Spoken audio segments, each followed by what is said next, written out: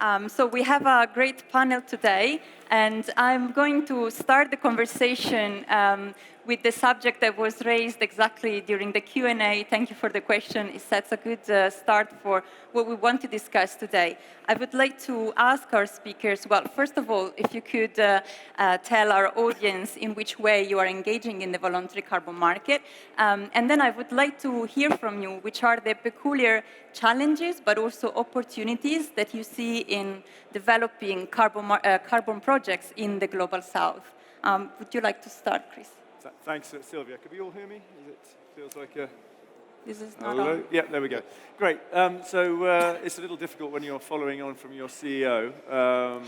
Stolen all my best lines. And, but anyway, so no, thanks to Bill for his contribution there, which has been, as Riham has said, he has had a huge impact on not just what we're doing at Standard Chartered, but more broadly with his chairmanship of the Task Force for Scaling the Voluntary Carbon Market. So I'm the head of Carbon Markets Development now at Standard Chartered. My job is to develop our capabilities as a bank, our trading capabilities, but also our financing capabilities, and also to ensure that we're doing the right thing as a bank around the carbon markets and the integrity, which is incredibly important. And that then leads me on to the second part of my role, which is the external facing piece, why I'm here today, but it's also why I sit on the board of the ICVCM, the Integrity Council for Voluntary Carbon Markets, that was set up by the TSVCM. I'm also a board member of a company that we invested in called Carbon Place, along with 8 other international banks, including the likes of BNP and UBS. And then I'm involved in a number of different initiatives that are trying to really help the integrity of this market, whether it's the Africa Carbon Markets Initiative or the Energy Transition Accelerator that's been set up by the US State Department, or indeed working with the Voluntary Carbon Markets Integrity Initiative, really trying to build that global carbon market. So, we're trying to put our, walk the talk as well as, talk the talk as well as walk the walk. And so, really trying to help support this market. So, yeah, look, we've heard the challenges. There are many. But at the end of the day, we don't have a choice. We have to use carbon markets. They are going to help us to actually accelerate the transition and to accelerate those emissions reductions that we need to see. We keep hearing about it. We need to reduce by 50% by 2030, net zero by 2050, and yet emissions keep going up. Companies around the world are committing to reduce their emissions, but they're not doing it fast enough. Why is that? It's because they need to actually invest in other projects around the world. And in the Global South is where so many of the opportunities lie. It's where so many of where the risks and obviously the impact of climate change is likely to be felt, but it's also where you've got many cheaper abatement opportunities. If you look at Europe at the moment, the price of carbon in Europe is close to 100 euros a tonne. And people say, well, why can't we sell our credits at 100 euros a tonne? It's because Europe has created a closed system of just focusing on the emissions reductions within Europe. And now those cheap abatement opportunities have disappeared. They've done all the easy switches. Yeah. They're now having to work on the really hard stuff. But there are so many other easy switches around the world, and we need to see investment poured into that. And that can come from the global north, it can come from within the global south. Now, obviously, this region has money that can be invested into projects that will reduce and avoid emissions, and also to mitigate the impact of climate change as well. We must remember that too.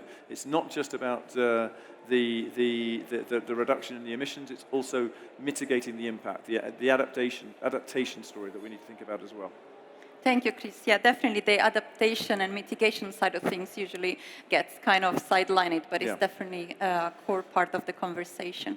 Naufal, would you like to add your perspective on challenges and opportunities in the Global South? Sure, thank you very much. Look, carbon markets is a very important topic for us as a desk, as a bank, and for the UAE in general, for the region.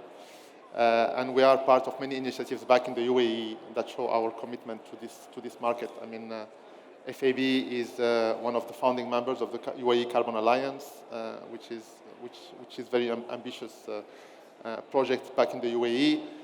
We are leading the carbon practice at the IFC, so that's also something where we're trying to pull this market in the right direction. And since we started, our aim really in this market, and I keep repeating it, is to help and support the carbon ecosystem in the UAE and in the region. This is what we're trying to do, of course, with our FIs that are trying to do the same, because this market is still very, very new in the region. While it might be, very, very mature in other places around the world, it's still very, very new in the region. So for us, the biggest challenge, as we see it, is as this market shapes up in the region, we need enablers to shape up as well.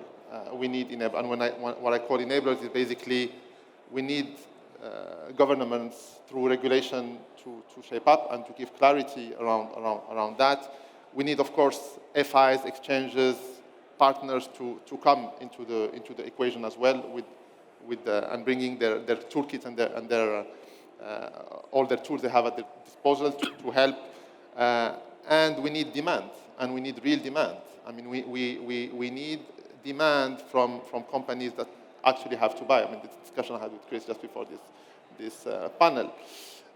And we are trying to help across the board. So if I start with the latter, so for the demand, I think where we're trying to help as a bank and try to overcome this challenge is raise awareness across our corporate clients.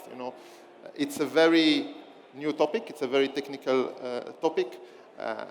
The regulation changes a lot in different places, and we are there to help and support our client or the ecosystem in their journey. I mean, and help them get ready whenever they're ready to trade, to be ready. And that could be for their net zero journey, and they're looking to buy some carbon credits, or simply because there is a regulation change. I don't know how much you heard about CBAM or the shipping being included in the EU ETS, but these are real topics even for companies here in the region. And we are trying to help raise awareness and at the same time help them or offer our infrastructure for them to leverage on our infrastructure to be able to cope with whatever reg changes they have. And this is really really key, because if you think about it, carbon credits or carbon is a liability that can be created almost overnight for corporates if there is a regulatory change. So, and the corporates might not be ready today, but we are doing this job for them, and we're raising awareness, and it's really, really important, because there will be no market if we don't have a demand. It's clear. And the second point that I mentioned earlier is regulation, and we need clarity. The region needs clarity. There are some initiatives, in Saudi, in the UAE, with the registries being open around Article 6, and I'm hopefully Article 6 will bring this clarity to the market. In terms of opportunities, so sitting from where we are as a bank, I think this presents a massive opportunity for us, because we can play the central role of bringing capital markets into this new projects. Getting finance flowing into the projects, at the end of the day doing something good for the environment, because we're financing projects that reduce or remove carbon, and playing this role and helping the ecosystem this way, and bringing the banks into the ecosystem can be very, very beneficial for both parts. And I will just conclude by saying, back in the UAE, carbon credits have been regulated, and they are recognized as a commodity, so as a financial commodity by ADGM. And that suddenly, again, overnight, brought the banks and their toolkits into the system, because now us as a bank, for example, we can finance against carbon credits because they are recognized as a commodity. And that helps project developers with whom we have signed some MOUs along the line to leverage on banking and their toolkit in order to progress Okay, thank you very much. Very exhaustive answer. So No it's problem. a matter of creating awareness, educating about the market, but also, having the regulation that creates the landscape where companies Correct. like yours can enter and have the opportunities that they're looking for. Thank you. Nicola, if I can ask the same question to you, if you could please introduce what you're doing and then challenges and opportunities. Yes, indeed. So let me first have the pleasure to give you the full name of Apicorp, because very soon we will be dropping this name to a new one. So Arab Petroleum Investments Corporation. So there is a P that may obviously disrupt, you see, the mood in this audience. We are multilateral, owned by 10 member states of OAPEC. We were established in 1974 in order to finance the development of the hydrocarbon industry of the region. We have moved from there. We are still definitely supporting the hydrocarbon industry, but starting 2013, we got approval from our board to look at renewable projects. We issued the first green bond in 2021, $750 million, and so on and so forth. And as you can imagine, the oil and gas industry of the region is going through a transformation. That is a transition of its operations. And as we helped the industry to develop 40 years ago, now we are helping the industry to transform itself. So we are financing, obviously, projects that are decarbonizing the oil and gas processes, Scope 1 and Scope 2, because we are quite involved in providing financing for renewable projects, utility scale, distributed, and so on and so forth. And obviously, on top of that, we are now considering carbon offsets as an important tool as well to get to the net zero. And in fact, at the end of last year, we arranged the first Muraba facility for the purchase by a trader based in London of carbon offsets. So why all that? If you look at it, giving you only a few figures. In fact, if you look at the hydrocarbon marginal abatement cost curve, basically it will tell you that 40% of emissions of the hydrocarbon industry are not abatable. And if you disregard the carbon capture and storage, it's 75%, which means that clearly from these numbers, carbon offsets are critical in order for the industry to get to net zero. And this is why we are seeing so many initiatives in the region that are truly game changer. And what is interesting is that not only it is for the benefit of the competitiveness of the hydrocarbon industry in the region, but it is also in the benefit of the smaller countries that do not have a carbon footprint that is important, obviously, who are going to suffer most of the consequences of the climate change, and that are primarily in Africa, but not only. And therefore, you can see that I would say to a certain extent, if there is one theme that could make the concept of global south very much operating, it's very much climate change.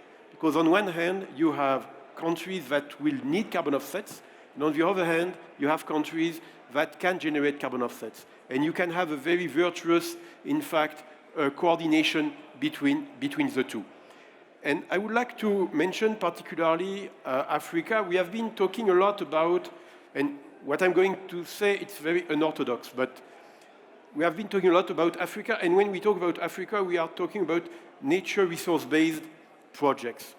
But I believe that we should not forget technology-based projects, as long as obviously they satisfy all the criteria that are determining what is a quality project, and particularly additionality, because quite often, particularly renewable projects, have been a challenge of not having truly the additionality element. And I would like to give you also a few figures. You take a 100 megawatt solar PV project today. It is allowing the avoidance of 120,000 tons of GHG per year. So over 20 years, it's 2,400,000 tons of GHG. Let's assume, looking at what IMF has been envisaging 2 years back as being the carbon price that would be legitimate for low-income countries, let's say $20, $25. You are talking about $60 million being generated during 20 years. The cost of a solar PV project is roughly, let's say, $100 million.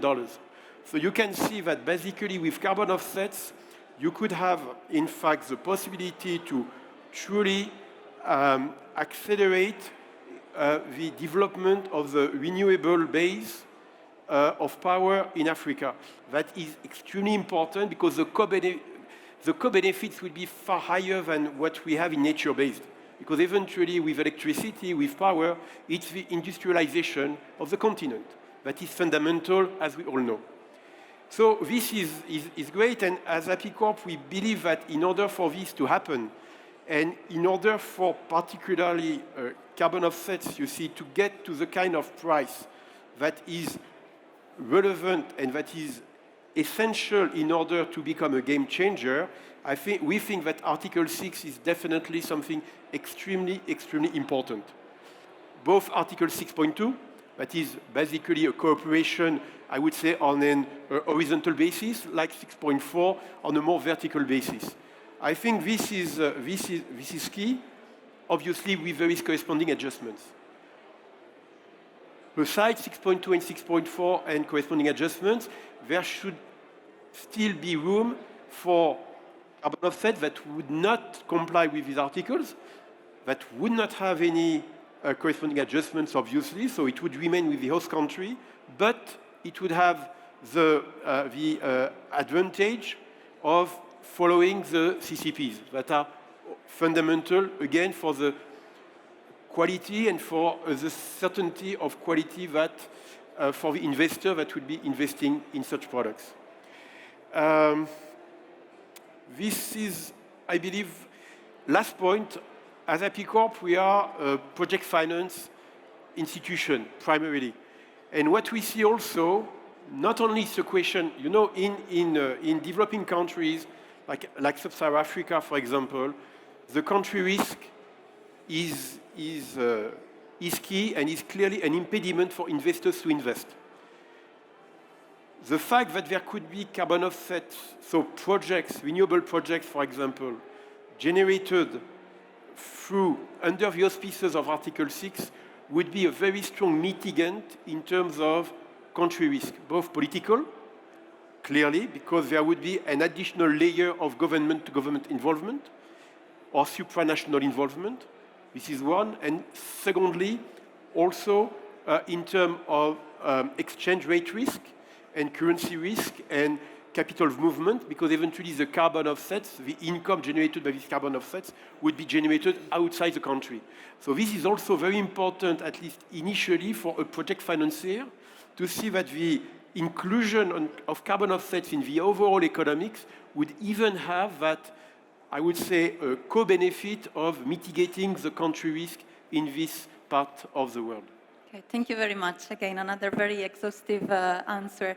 I wanted to touch on some of the points that you highlighted, especially around the quality of credits, to move to the next topic that I wanted to face with you, which is integrity. We heard before in the previous panel, Bill saying, well, there's a confidence problem in this market. Where's the confidence of the buyer? And indeed, integrity is one of the core subjects in this market. So I would like to, pick your brain on which guardrails or safety nets we could introduce in the voluntary carbon market to ensure integrity, even more integrity that we see now. Would you like to take this, Chris? Would you like to go for it? Sure. I mean, I think that this has become the key word over the last few years. But I mean, any market needs integrity. Any market needs trust. It needs to be able to facilitate that exchange between buyers and sellers who need to be able to trust that they're going to. One is going to pay what they say they're going to pay, and the other one's going to deliver the goods that they've paid for. So it's no different here with the carbon market. But I think that the big difference is that what we're thinking about is what this relates to is something much bigger than that, in that it affects the globe, it affects all of us, it affects climate change. And so we need to make sure that these projects really do what we want them to do. And there have been some instances in the past where this hasn't been the case. And where either the projects didn't really reduce emissions in the first place, or the emissions reductions would have happened anyway. So this concept of additionality is really, really important for number one in a carbon project. And it really is around, particularly when you're looking at a system as we have at the moment, which is basically relying on those those actions actually taking place. And what I mean by that is that if you look at something like a cap and trade scheme, what happens there is that every year the actual number of allowances that are given out reduces. So you have a guarantee that the actual the emissions will fall, because the authorities are forcing that to happen. The trade happens, and the price occurs because there is a scarcity of those assets, and people will buy them and have to then reduce their emissions accordingly. It's an offset market. You're asking somebody else to offset your emissions, but the difference is there is a cap every year, right? They are still offset markets. Cap and trade and the voluntary markets do the same thing. But the difference is, in the voluntary market, at the moment, we don't have that cap. So we have to rely on the project developers, the people that we're buying the credits from, actually ensuring that they really have made that emissions reduction or removal, that it's additional to what would have happened otherwise. And then, of course, you have these other facets. That's the number one. But number two would be, well, how do we ensure that it doesn't reverse, that there isn't a reversal of what you said you were going to do, that the emissions remained either avoided, reduced, or indeed removed. So permanence is another area, and then we move on to the area of leakage and double counting. So these are all important parts, and that's exactly what the ICVCM has devised through its core carbon principles. We have this list of 10 principles. Those are the first 3, but there are a range of others that we think are absolutely crucial that any carbon credit has. But most credits will say they do that. That's not the issue, if you like. It's the insurance that it really does happen. And that's what the ICVCM is there to do. It's, if you like, a standard of the standards. It's there to work with the standard setters, such as Vera, Gold Standard, or some of the many others that are now developing, including GCC in this region, to ensure that what they're doing does actually meet those principles. So that's where we do the assessment. So that's what's happening at the moment. There is a process where we are assessing the standard setters, or we will be assessing the standard setters to ensure that they are meeting those criteria. And then the next stage will also be to assess any of the methodologies that they use to ensure that those methodologies really do what we want them to do. So that's that side of things. And I think that it does work closely with some of the other initiatives that are taking place, including obviously Article 6. I don't think the two things are mutually exclusive, but at the same time, I don't think that they are, that they can go different paths. They need to work together. Yes. The ICVCM, as we heard, or the voluntary carbon market, as we heard from Bill, effectively are filling in a regulatory gap, which now is the Article 6 is perhaps catching up with, but we can't forget the work that's been done by the ICVCM and the contribution that's making. And then, of course, the other side of the coin is the demand side. What is it that companies are doing to ensure that they are really reducing their emissions and they're on a science-based pathway, and that then those emissions credits that they're using are actually there to support additional efforts, and also to help them to do things faster. Because actually many of the commitments that people are making are for 2030, 2050 in terms of net zero. But what about today? What can we do today? And that's that investment into these projects that really can make a difference right here, right now. Yeah, thank you, Chris. Very key, important points in that answer. Nufal, would you like to add anything to this? Yes, and I'll be very brief because I see the clock in front of me. We have to Look, integrity is a very, very important aspect in this market. As Chris said, it's important in all other markets, but in this market, it's even more important. And I think there are many answers to this. There are many remedies to this, and maybe Article 6 could be one. I think the early implementation of high integrity carbon markets based on the Article 6 is key. And that's why I believe, especially in the global south, it is very important to support capacity building for countries that are looking to implement Article 6. I think this is really key, because that will drive us in the right direction. And that's why ITMOS credits, which are 6.2 credits, are for us very valuable credits. And these are the type of credits we're looking for on the desk. So if I give you an example of what type of credits we're looking at First Abu Dhabi Bank, it's very much, I mean, we go on the primary market and we try to source this type of credits.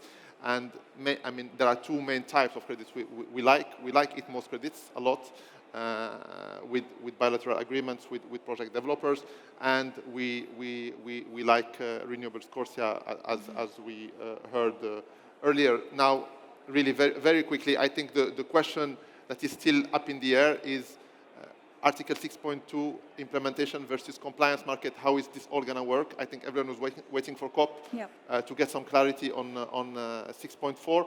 But I think COP should also give some light and put some light on this 6.2 and compliance markets, because it's, from our point of view, it's much easier to implement the 6.2 at the moment.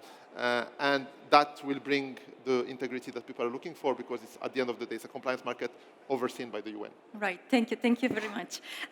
Sorry, I have to jump to the last question because we're running out of time, and I want to have a few minutes at the end for the Q&A. Nicola, you mentioned before the country risk. Which other risks do you see there in the market, and which are the strategies to face these risks? Indeed. Well, a risk that is critical for investors, it's obviously the price risk of carbon offsets. And we have seen now for more than a year, in fact, the market, the voluntary carbon market being upside down. So it's all a question now of how to price these carbon offsets. A lot of things have happened. Blocks are, in fact, getting in place. Integrity, global infrastructure remain obviously pricing. And one way certainly it's to have a carbon price. First of all, a carbon price that will not be provided by the voluntary carbon market. It's not the nature of the voluntary carbon market to provide a carbon price. The carbon price can come only either through taxes or through an ETS. And the EU ETS, after difficult years, is now operating quite well and is reflecting a reasonable carbon price, a carbon price that is viewed as being relevant in order to get to the net zero trajectory. So, for that reason, the linkage between the carbon offsets and the ETS, and allowing certain carbon offsets, the ones that are particularly under Article 6, to be used in order to help to reduce the abatement cost that is ineluctable in the ETS, would be extremely helpful in order eventually to bring the price of these carbon offsets under Article 6 to the price that is determined in the ETS, which is a price that is regulated, that is controlled, and that is extremely helpful because, as we all know, this ETS price is allowing, in fact, visibility for the investor in terms of trajectory of the constraints in terms of carbon emissions and carbon emission reduction. It is providing a price, which means that eventually, once you have a price, you can definitely make knowledgeable investment decisions.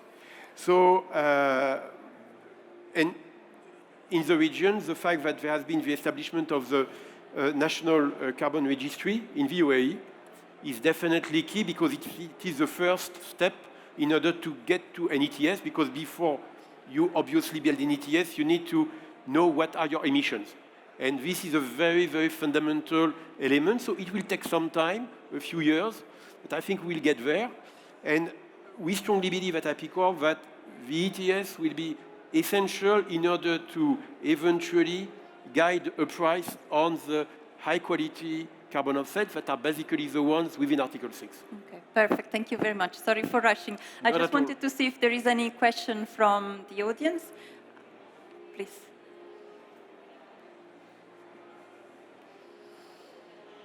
Thank you for the insights. I think maybe just building on Nova, your points around regulations and awareness in the market. What are some of the carrots and sticks that the market could adopt to accelerate the use of voluntary carbon credits?